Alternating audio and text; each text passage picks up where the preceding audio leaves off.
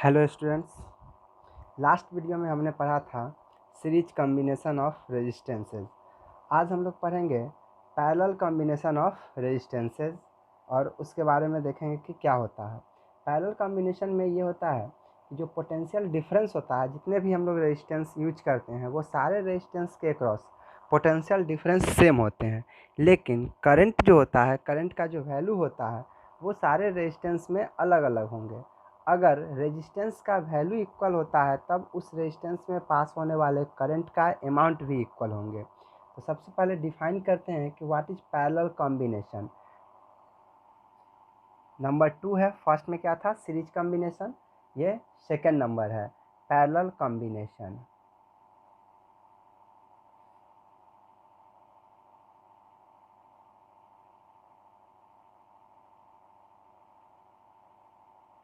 Parallel combination, इसमें क्या होता है कि जब दो या दो से अधिक रेजिस्टेंस को किसी दो कॉमन पॉइंट से, एक पॉइंट यहाँ एक पॉइंट यहाँ, दो फिक्स पॉइंट से जितने भी रेजिस्टेंस को लगाना है लगा दो, वो सारे रेजिस्टेंस आपस में क्या कहलाएंगे, पैरेलल कॉम्बिनेशन में कहलाएंगे। तो हम ये लिख सकते हैं कि when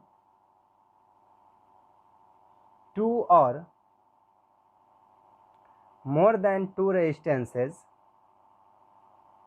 more than two resistances are connected between the two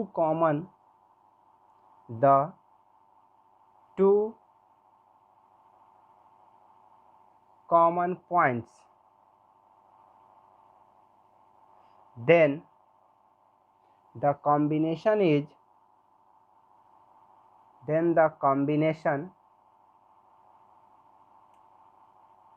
is known as parallel combination।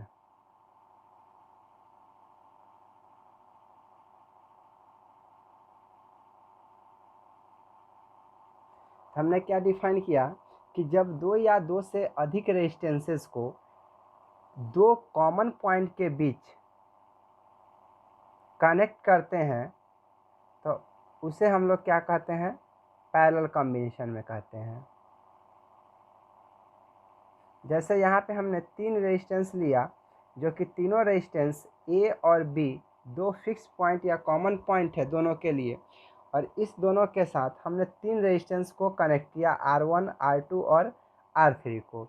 हमने एक करंट I यहाँ से सप्लाई किया, जो कि यहाँ तीन ब्रांच होने के कारण तीन भागों में डिवाइड हो जाता है।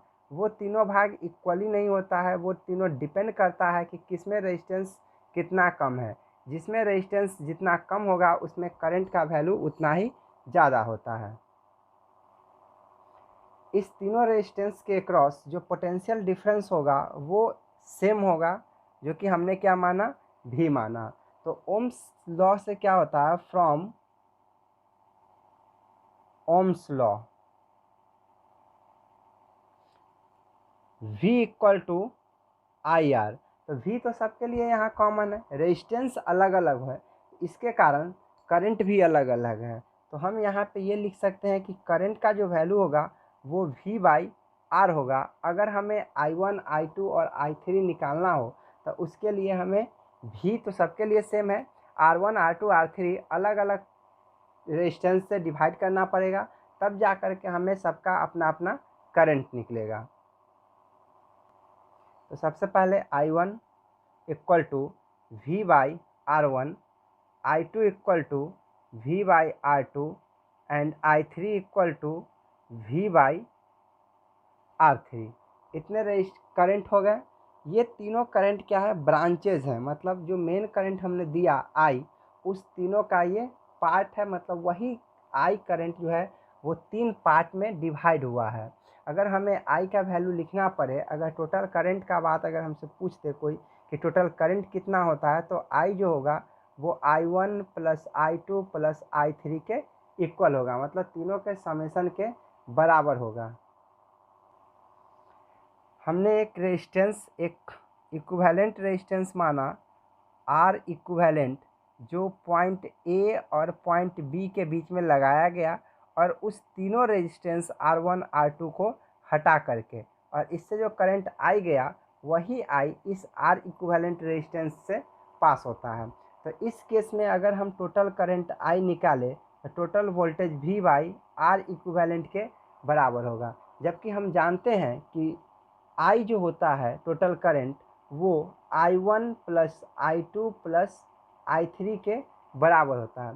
अगर हम I1, I2, I3 और I इस चारों का वैल्यू पुट करते हैं तो हम क्या पाएंगे कि V by R equivalent equal to V by R1 plus V by R2 plus V by R3। अगर इसमें से हम पोटेंशियल डिफरेंस को कॉमन कर ले तो क्या बचेगा, V by R equivalent equal to V into 1 by R1 plus 1 by R2 plus 1 by R3। तो V से V कैंसिल हो जाएगा। फाइनली क्या आया, 1 by R equivalent equal to 1 by R1 plus 1 by R2 plus 1 by R3। यही formula है parallel combination of resistances के लिए। इसमें अगर 4-5 जितना भी रेजिस्टेंस लगाना हो हम सारे रेजिस्टेंस को कनेक्ट कर सकते हैं और इसी तरह सब का इंडिविजुअल का रेसिप्रोकल होगा। जितना भी रेजिस्टेंसेज है सबको इन्वर्स करके हम उसे ऐड करते हैं। फाइनली सारे रेजिस्टेंस को ऐड करने के बाद जो रिज़ल्ट आएगा उसका इन्वर्स करते हैं, तो मेरा जो 1 बाई आर इक्विवेलेंट का वैल्यू आया था वह सिंपली आर इक्विवेलेंट का वैल्यू हो जाता है। इसका एक एग्जांपल भी देख सकते हैं। क्वेश्चन है, find the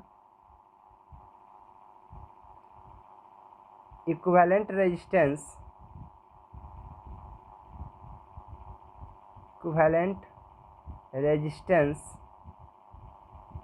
of 10 ohm, 12 ohm and 20 ohm are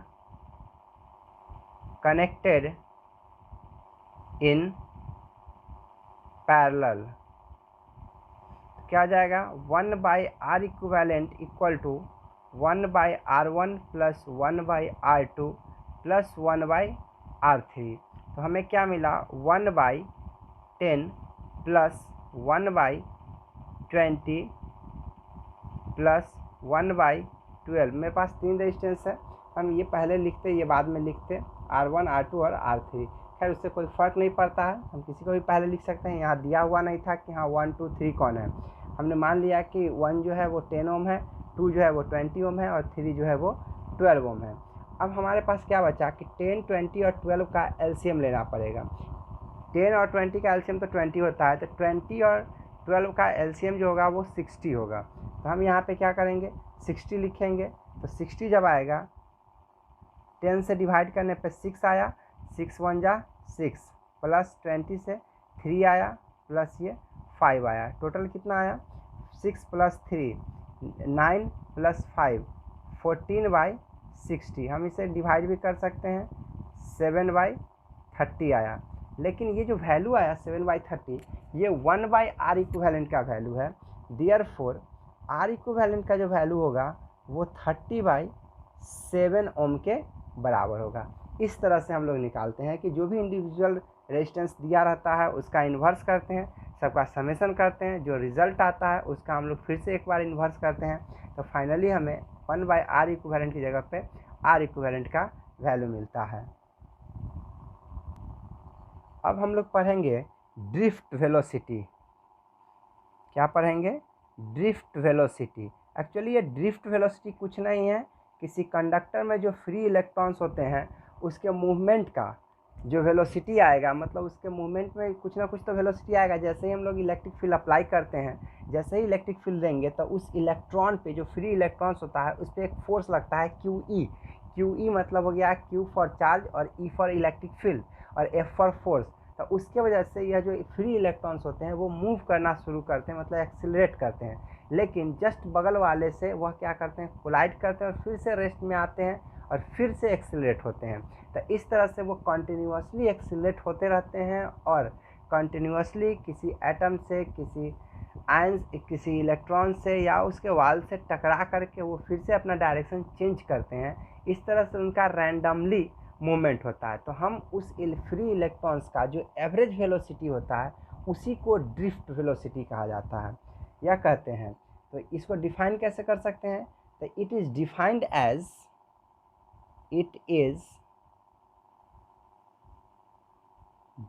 as the average velocity of the free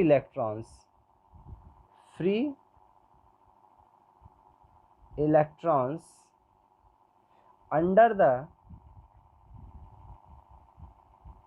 influence of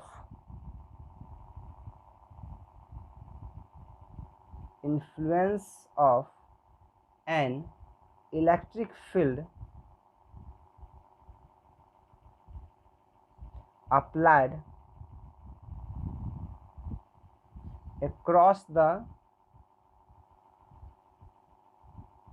conductor। मतलब ये हुआ कि कोई एक कंडक्टर है, अगर हम इसे एक कंडक्टर मानते हैं इस पेन को, तो इस कंडक्टर में जो फ्री इलेक्ट्रॉन्स हैं वो मूव तभी करेंगे जब इस दोनों इंड के अक्रॉस एक पोटेंशियल डिफरेंस दिया जाए। जब पोटेंशियल डिफरेंस देते हैं, जैसे ही यहाँ पे पोटेंशियल डिफरेंस आने का मतलब है कि इलेक्ट्रिक फील्ड होना चाहिए। मतलब इलेक्ट्रिक फील्ड जैसे ही देते हैं तो उसमें क्या होता है कि जो चार्ज होता है, जो फ्री इलेक्ट्रॉन्स होता है, उस पर एक फोर्स लगता है और वो फोर्स अपोजिट डायरेक्शन में होता है इलेक्ट्रिक फील्ड के। रीज़न ये है कि निगेटिव चार्ज पे लगने वाला जो फोर्स होता है वह इलेक्ट्रिक फील्ड के अपोजिट डायरेक्शन में होता है। तो हम मान लेते हैं कि मेरे पास कोई एक कंडक्टर है। उससे पहले एक चीज़ और कि ड्रिफ्ट वेलोसिटी को हम लोग Vd से रिप्रेजेंट करते हैं। तो ये लिख सकते हैं कि it is denoted by Vd, drift velocity. हम क्या करते हैं, सबसे पहले एक कंडक्टर कंसीडर करते हैं।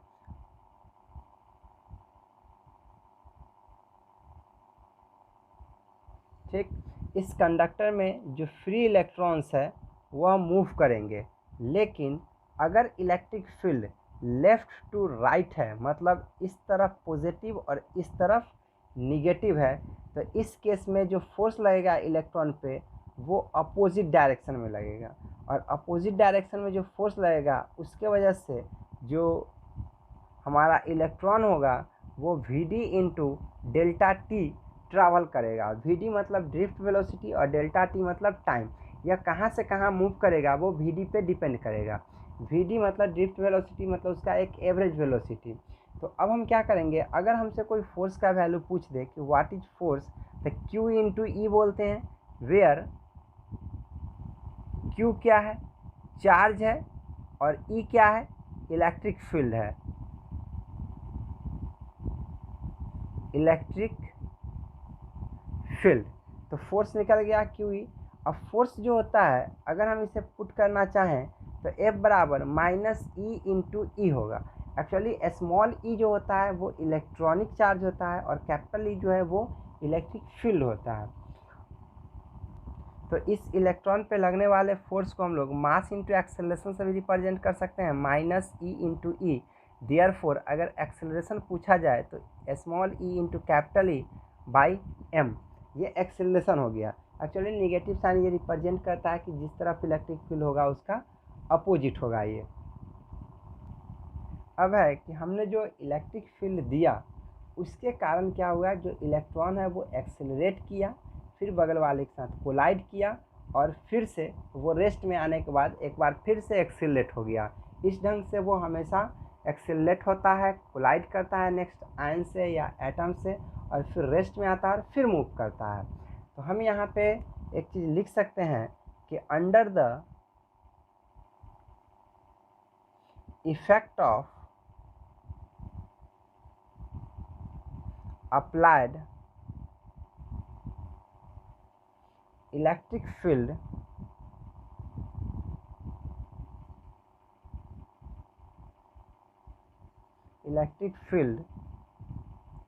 the free electrons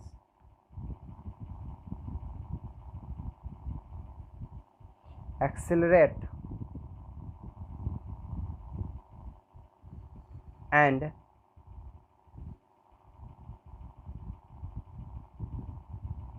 acquire a velocity which is very small and it is last for, या फिर it is lost, जो वेलोसिटी है वो लॉस हो जाता है, it is lost in the next collision with the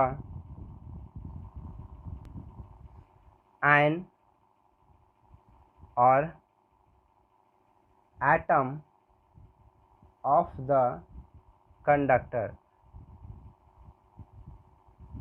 यानी कि हमने पढ़ा कि जो भी इलेक्ट्रिक फील्ड हमने अप्लाई किया था उसके कारण जो फ्री इलेक्ट्रॉन्स था वो एक्सेलरेट हुआ और एक वेलोसिटी मिला। उस वेलोसिटी का जो वैल्यू था वो काफ़ी कम था और लॉस कर गया नेक्स्ट कॉलिजन के लिए। नेक्स्ट कॉलिजन जैसे ही किसी एटम या आयन से टकराया, तो हम ये मानते हैं कि at any instant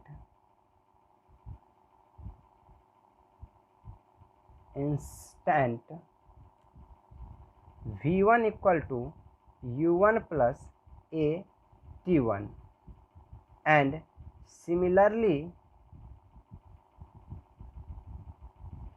v2 equal to u2 plus a t2। इस तरह से हम लिख सकते हैं। अगर हमें vn तक भी जाना हो तो हम un प्लस a tn लिख सकते हैं। मतलब जितनी बार कॉलिजन होगा उसका स्टार्टिंग वेलोसिटी तो जीरो होगा लेकिन फाइनल वेलोसिटी कुछ ना कुछ आ जाएगा। जबकि हमें इसका एवरेज वेलोसिटी चाहिए, तो हम क्या करेंगे, एवरेज वेलोसिटी निकालने के लिए v1 v2 v3 इस तरह से सारे वेलोसिटी को ऐड कर देंगे और जितने भी n टर्म्स है n वेलोसिटी लिए हैं उससे डिवाइड कर देंगे। Average velocity, average velocity vd equal to v1 plus v2 plus dot dot dot plus vn by n number of terms. जितना टर्म्स होगा v1 v2 v3 का उतने से हमें डिवाइड करना पड़ेगा। अगर हम v1 का वैल्यू पुट करें तो v1 बराबर क्या होता है u1 plus a t1 plus अगर v2 का पुट करें तो u2 plus a t2 plus dot dot dot plus vn का क्या हो जाएगा un plus a tn by n। हम चाहें तो सबका जो इनिशियल वेलोसिटी है वो एक जगह कर सकते हैं। तो क्या आएगा u1 plus u2 plus dot dot dot plus un plus a सब में है a t1 a t2 a tn इस तरह से। तो अगर a को कॉमन लेते हैं तो t1 plus t2 plus t3 plus dot dot dot plus tn, हम जितना चाहे उतना लिख सकते हैं upon n।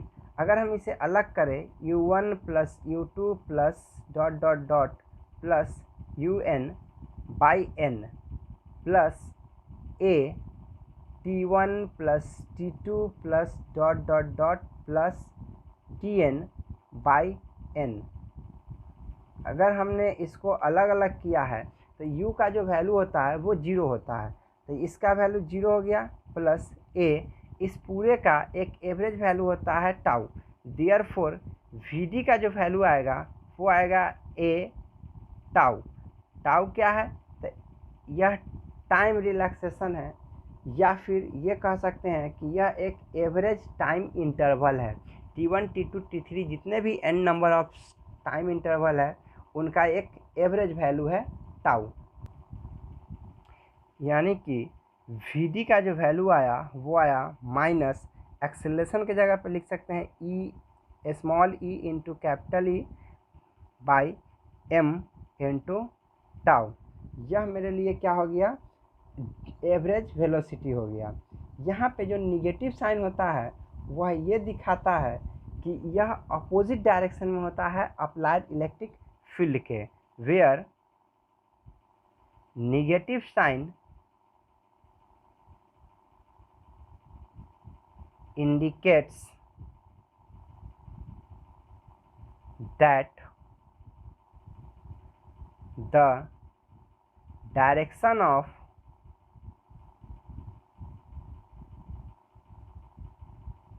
VD is opposite to the direction of E। जो भी हमने इलेक्ट्रिक फील्ड अप्लाई किया था उसके अपोजिट डायरेक्शन में होगा, ठीक। देयरफॉर हम साइन को हटा सकते हैं। Average drift velocity VD equal to E by M into tau, where tau equal to T1 plus T2 plus dot dot dot plus Tn by n ये होता है। यह है क्या, तो एवरेज टाइम इलैप्स्ड है, इसको बोलते हैं एवरेज टाइम इलैप्स्ड। मतलब सबने जो अलग अलग टाइम इलैप्स किया था उसी का ये एक एवरेज वैल्यू है, और इसको हम लोग एवरेज रिलैक्सेशन टाइम भी कहते हैं, और एवरेज रिलैक्सेशन टाइम जो कि लगभग 10 टू द पावर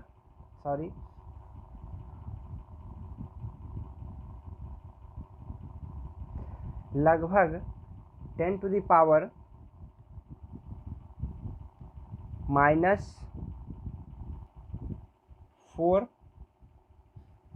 सेकेंड के आसपास होता है एक एवरेज वैल्यू। मतलब हमने क्या क्या निकाला कि जो निगेटिव साइन होता है वो ये रिप्रेजेंट करता है कि जो डायरेक्शन होता है VD का वो अपोजिट होता है, और जो एवरेज ड्रिफ्ट वेलोसिटी होता है वो क्या हो जाएगा, VD equal to small e capital E by M into tau, where tau जो है वो एवरेज टाइम है, यानी T1 plus T2 plus dot dot dot Tn by n, ये एवरेज टाइम इलैप्स है, और इसी को हम लोग एवरेज रिलैक्सेशन टाइम भी कहते हैं। तो ये था मेरा ड्रिफ्ट वेलोसिटी। तो आज के लिए इतना ही, थैंक यू।